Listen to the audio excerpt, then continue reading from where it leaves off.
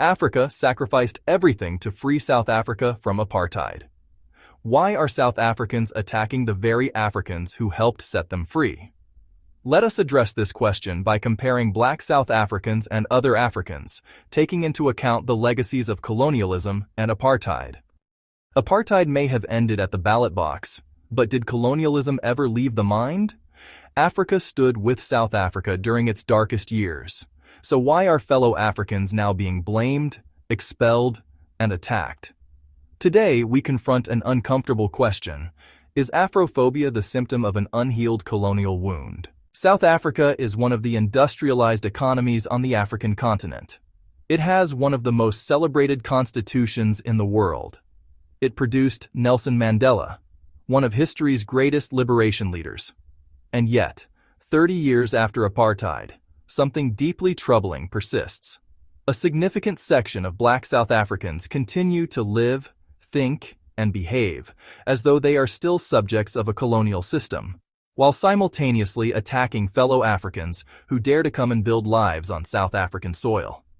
Today, we compare lives, we compare mindsets, and we ask the uncomfortable question: is Afrophobia in South Africa rooted in an inferiority complex and ignorance about Africa's own history? Let us start with the data, because this conversation must be grounded in facts, not emotion. 30 years after the end of apartheid, South Africa remains the most unequal country on earth. According to the World Bank, South Africa's Gini coefficient, the standard measure of income inequality, stands at 0.63, the highest of any country with reliable data globally.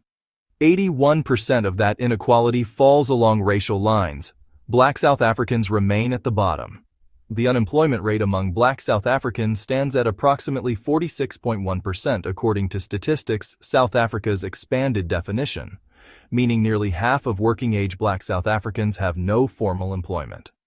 Among Black youth age 15 to 34, the figure rises to 66.5%. Land ownership, the most fundamental measure of economic citizenship, tells an equally stark story.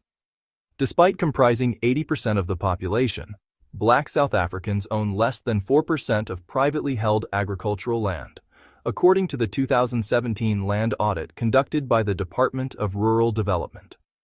30 years after liberation, 4%.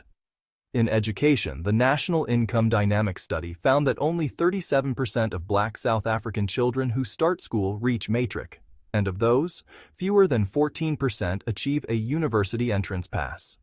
Meanwhile, a 2023 UNICEF report found that 78% of grade 4 learners in South Africa cannot read for meaning in any language, one of the worst rates in the world for a middle-income country. The Human Sciences Research Council estimates that South Africa has a backlog of 3.7 million housing units, with the overwhelming majority of that backlog concentrated in Black townships and informal settlements. In those same settlements, 14 million South Africans still lack access to clean piped water at home. These are not the statistics of a liberated people. These are the statistics of a people whose liberation was political, but whose economic and psychological emancipation remains deeply incomplete. Now let us compare. Let us look at how other Africans, the very people South Africans attack and expel, live and see themselves in their own countries. In Rwanda, a country that emerged from one of history's worst genocides just 30 years ago, GDP per capita has grown from $257 in 1994 to over $1,000 in 2024, a near fourfold increase in 3 decades. Rwanda's Vision 2050 plan targets upper-middle income status. Rwandan citizens are taught from childhood that they are not Hutu or Tutsi, they are Rwandan. National identity is a constitutional and civic project. The result is a country where citizens walk with visible pride in their national identity, regardless of their economic circumstances. In Ethiopia, one of the world's oldest continuous civilizations, citizens carry a sense of historical pride that transcends all else. Ethiopia was never colonized. It defeated Italy at the Battle of Adwa in 1896, a victory that inspired Pan-African movements across the world, including the liberation struggle in South Africa itself. Ethiopian identity is anchored in 3,000 years of history, independent statehood, and civilizational achievement. Ethiopian migrants who come to South Africa bring that pride with them, and South Africans frequently meet it with hostility. In Nigeria, despite its own serious governance challenges, corruption, insecurity, inflation, Nigerians carry a cultural confidence that is globally recognized. Nigerian literature, music, film, fashion, and entrepreneurship dominate global African cultural exports. Nigerians in South Africa frequently outcompete locals in business, not because they have more capital, but because they carry a mindset of possibility rather than grievance. In Ghana, a country Kwame Nkrumah built on the explicit foundation of African dignity and Pan-African solidarity, Ghanaians are raised to see themselves as citizens of Africa first.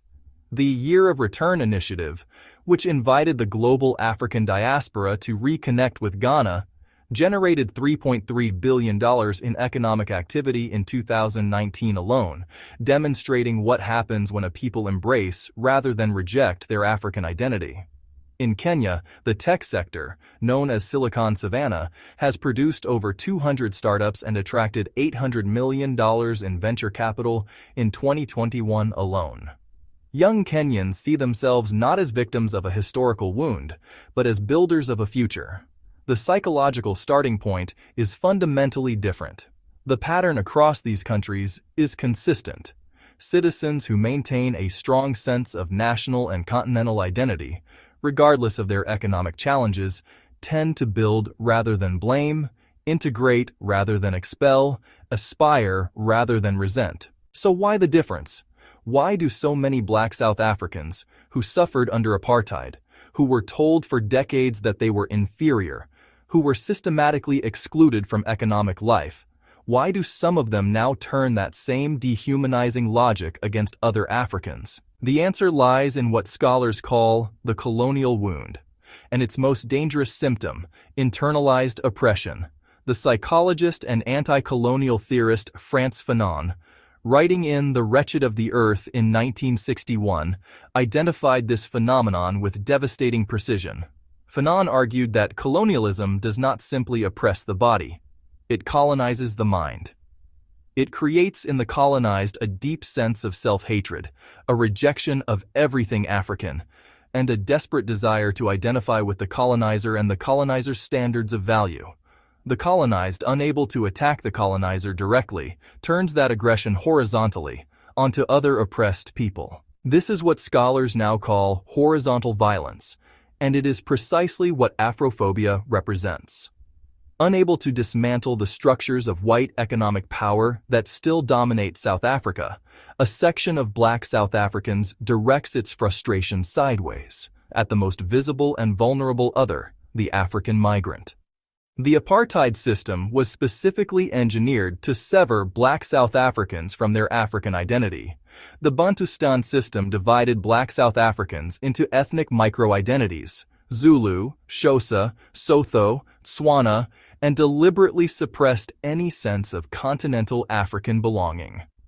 The apartheid education curriculum, known as Bantu education, was specifically designed, in the words of its architect Hendrik Verwoerd, to prepare Black children for lives of servitude, not citizenship, not history, not dignity.